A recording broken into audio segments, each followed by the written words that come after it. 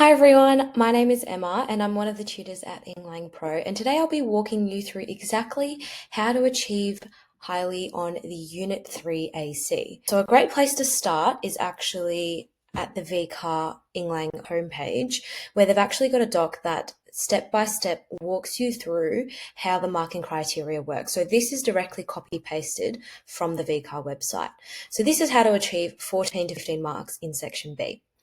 But in summary, what you have to really think about to score highly is demonstrating a deep understanding how our language choices are always influenced by a variety of factors. And these factors are things like your register, your tenor, your function, your purpose, your intent, but it can also be other things like your situational context, which includes things like the field or the mode or the setting and the text type. It's about the cultural context as well, so thinking about people's attitudes, beliefs and values within certain cultural communities, and be about who the audience is and their identity and why all these features are considered appealing to them. It can be about the author or the speaker's identity too. So what about them as a person has actually encouraged them to use certain features? Is it because of their education or their occupation or their ethnicity or their gender? What has actually influenced their language choices? And I guess tied in with all of this as well is some of the social expectations that people have, or even community attitudes that you see. So what you kind of have to think about is how all of this is essentially going to impact how one chooses to use their language. What are the lexical choices they make? What are the syntactic choices that they make? It will all come down to this. And so ACs are really and truly about putting yourself in the author or the speaker's shoes and demonstrating the why behind every single feature they use. It's up to you to demonstrate in your AC that you have a deep understanding about it. And so it's about picking out the most salient features that actually demonstrate this understanding of how all of this is influencing this author or this speaker's language choices. That's what an AC is all about. And if you're able to demonstrate these points really clearly and succinctly in an AC, that's what's going to help you score well. Let's break this down in thinking about Unit 3 ACs specifically. So what actually is Unit 3? Vicar talks about it as language and variation, and you've got two area of studies in Unit 3. You've got Unit 3 AOS 1, which they've described as being all about informality, and you've also got Unit 3 AOS 2, which they have described as formality. So how they've split up Unit 3 is essentially based on register. So let's start there. When you think about register, I like to think of it as a spectrum. So you've got one end of the spectrum, which is really, really informal, and then you've got another end of the spectrum, which is really, really formal. It is up to you to describe to the examiner or whoever's marking your work where this text actually sits on that spectrum. So a good tip is to actually use modifiers. So for example, you could say things like, this text is predominantly informal, or this text is actually moderately formal. You can even go into more detail and say things like, well, I think this text is informal with instances of formality, or you could say that it's formal with minimal elements of informality. See how this is actually a lot more descriptive in terms of what the register actually is and where it sits on the spectrum, compared to just saying this text is formal, this text is informal. The other thing to also think about with the new study design is that VCA has actually also started to incorporate register, thinking more in terms of context. And so this is where you might see them, talk about things being a casual or a conversational register.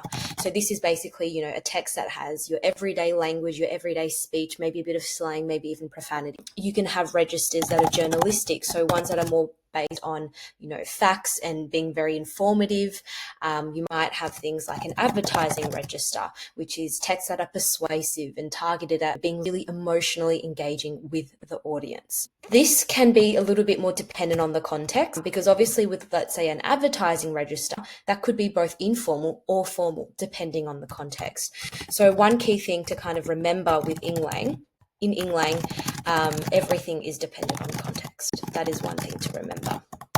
So let's delve a little bit more deeply into Unit 3 ACs in particular, and how I'm going to be discussing them is based on things like the register, tenor, functions, purposes, as well as common features that you might see. So the first thing with register, we've identified that with Unit 3 AOS 1, it's all about informality, and then with Unit 3 AOS 2, it's all about formality. So let's talk a little bit more about tenor. So with For example, in informal text, you're more likely to see something like a casual or conversational tenor, warm or friendly, humorous, exciting, or something that's more personal, authentic, and genuine. However, with a formal text, you're more likely to see something perhaps a bit more cold or distant, or maybe even authoritative and more focused on things like professionalism and being respectful. With function, you've got Roman Jakobson's 6 functions, but again, because of the formality and the register that you're looking at, some functions are more likely to come up than others. For example, in an informal text, it might be more likely that you'll see a phatic function or an emotive function, whereas with a formal register, it might be more likely that you'll see something that's referential or connotative. But again, remember that everything is dependent on context. There is no blanket rule in EngLang. So you can still get a referential or a connotative informal text, and that definitely does happen, just like how you still might get an emotive formal text. Keep in mind, everything always depends on context. So for purposes, the ones that Vega have listed out are the ones here up until supporting in-group membership. And the formal ones they've listed out are these ones all here. And you can see how there is a little bit of overlap, but there are some differences too. It's important to keep in mind that purposes, the ones that Vega have listed out in the study design, are a good place to start. You can use them as your base and as your foundation, but this is not an exhaustive list, and you are not limited just to the ones that Vega have used in the study design. So you can also, for example, purposes like entertaining or expressing personal opinions. For example, an entertaining one, you might see more humor. Maybe about expressing personal opinions, you might see more storytelling or like a diary or a personal blog. So again, it all depends on context. In terms of the common and salient features that you will see, again, Vika has listed out a few of them. So for the informal side, slang, taboo language, dismisms, swearing are all going to be really important, as well as the use of things like emojis, colloquial language. Also, keep in mind that with informal texts, often the spoken mode is going to be a bit more associated with informal texts. And the reason behind that is because spoken texts are often more spontaneous. They can often come across as more casual and conversational sounding, which is more so associated with informality. Keep in mind some of your spoken discourse features, such as non-fluency features or discourse particles, and also keep in mind your spoken discourse strategies as well to talk about in an AC2. On the other hand, with formal language, you'll more so see things like rhetoric, jargon, euphemisms, doublespeak, and non-discriminatory language. You can also get elevated lexis, but keep in mind, do specify the subsystem as well, because again, these aren't subsystem meta-language features, so it's always safe to actually specify what particular subsystem and word class these features you're picking out are. With formal text, because they're a bit more pre-planned, pre-prepared, that's why you might see that it's often more so associated with the written mode. And so again, you need to start thinking about some of your coherence features and your cohesion features too. So let's apply this all to a text. What we've got here is the 2021 VCA EngLang exam. It's the Section A text 1, so it's actually the short answer text, but we'll break it down in terms of an AC analysis here. So what I recommend is have a pause of the video, have a quick read of the text, and then we'll discuss it together. So what you really want to first do is think, what is this text trying to do? What is their most ideal outcome? And so on surface level, you might say things like it's providing information about the deodorant products, it's clarifying the products, it's answering questions from the frequently asked questions section. But you also want to think about it on a deeper level. So what is this text about? It's about promoting their products as well. It's about increasing their sales, building a loyal customer base. That's the whole entire point of this text. This is how you start building the different functions, purposes, and intents that are associated with the text. Now you need to start thinking about how do they actually achieve this. And this is when you start thinking more about the contextual factors that are associated with the text and how they actually essentially influence how they are able to achieve these functions, achieve these purposes, and achieve these intents as well. So for example, you might have noticed with this text, you've actually got both a formal register, but you've also got an informal register too. So it is quite mixed in that kind of sense. It's also mixed modality, so the spoken mode and also the written mode as well. So let's start with formal register first. What you're thinking is, why would you want to use a formal language? In EngLang, you are constantly asking yourself, why? In this case, you want to link it back to these contextual factors. So for example, perhaps it's now about also establishing expertise. They want to come across as people who know what they're doing. Maybe they want to build authority over this product, again, to show that they know what they're doing. This will help them do things like gain credibility, and this leads to other various purposes, functions, and intents as well. But at the end of the day, it's all about building trust with the audience. That's what they're really trying to do by establishing expertise and authority and credibility. It's that they want the audience to trust them so that they actually buy the product. The other reason as well, again, you're clarifying information. And often when you clarify information, you need to rely on more specific language. You can't be ambiguous, you can't be vague. And that's why you might rely on things like jargon or elevated lexis, things that can kind of conceptualize and encapsulate what you are actually trying to explain and clarify. And so that might be one of the reasons why they've actually relied on a few formal features in this text. For example, you can see in this text here at the very end, they've mentioned TGA or the Therapeutic Goods Administration in there at some point. You've also got a text that's really well structured. You've got things like headings and bolded formatting. You've got even these little toggles here that they've actually talked about in this introduction. You've got things like hyperlinks.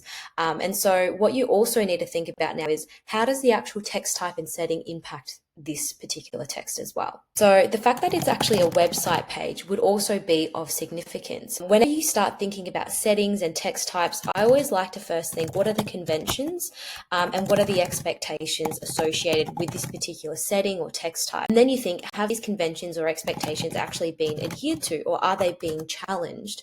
In this case, they absolutely are being adhered to.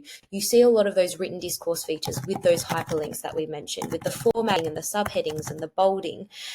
You've got those toggles as well that are collapsible, that give you the information, and they actually try and demonstrate it to you in the text as well. And so this is all now to do with the actual written discourse side of things, which actually brings you to the next point of why this text was actually of mixed modality as well, because they wanted to utilize the written discourse because of the fact that it's a website page. And so that again links back to that formal register that you see there as well. Now thinking about the informal register, again, you want to think to yourself, why? So why have they chosen to use this informal register as well? They could have gone through the whole entire text speaking really, really formally, but why did they intentionally choose to use an informal register? And so that's when you start thinking about some of the other reasons behind it. So perhaps it's to help them reduce the social distance, or maybe they want to build a personal connection with the audience. Keep in mind that with this audience, they have no previous relationship. They're essentially strangers, but why are they trying to actually build this connection? Why are they trying to build rapport? And so again, it's all about building trust. If they're able to build rapport and create that connection with the audience, again, they're more likely to purchase the products. So notice how everything always comes back to, what is their ideal outcome? What are they trying to do with this text? And then all of these other things are what's impacting and influencing them to use the features that they've chosen to use. The other thing you can also think about is the fact, they've obviously got a very friendly and warm tenor. And again, that's because they're trying to reduce the social distance. They're trying to build rapport and they're trying to build that trust. They're trying to come across as their friend. So that also leads you to things like their identity. Perhaps they're trying to establish a very approachable and maybe a very friendly identity to, again, help them build rapport. Maybe this is also related to the Australian cultural context as well. Maybe this text is about appealing to the audience, in particular maybe the Australian audience, and perhaps their more laid-back demeanour and other cultural values that you might see within the Australian cultural context too. So notice how everything always leads back to why. Why have they chosen to do what they have? And that's a really, really good question to ask yourself, and also a good place to start whenever you're stuck analysing an AC text. So to summarise, the formula to approaching an AC is to first think, what is this text trying to do? What is this author trying to do? Put yourself in their shoes. What are they essentially trying to achieve? After you answer that question and you think of all the functions, purposes, and intents, then you try and start thinking about, how do they actually achieve this? This is when you think about the contextual factors, things like the register, the mode, their identity, the audience. What is actually helping them to achieve this? And then last but not least, you think about what actual evidence is there in this text to support whatever it is that you're claiming. So what features are actual evidence of this happening? And this is when you start picking out the most salient features that you see in the text, the features that they've intentionally chosen to use, the features that are there not by accident. They've deliberately picked it out and said, yes, this is going to help me achieve what it is that I'm trying to do. And again, all of this, linking the dots, connecting all the ideas, picking out the features, it's going to take a lot of time and practice. So I really recommend have a go at actually writing an AC or sitting down and trying to analyze this text or even a different text. And if you ever feel like you need more support and help with your EngLang journey, feel free to contact us at englangpro.com for a free trial session. But other than that, good luck with your VCE journey, and we'll see you next time.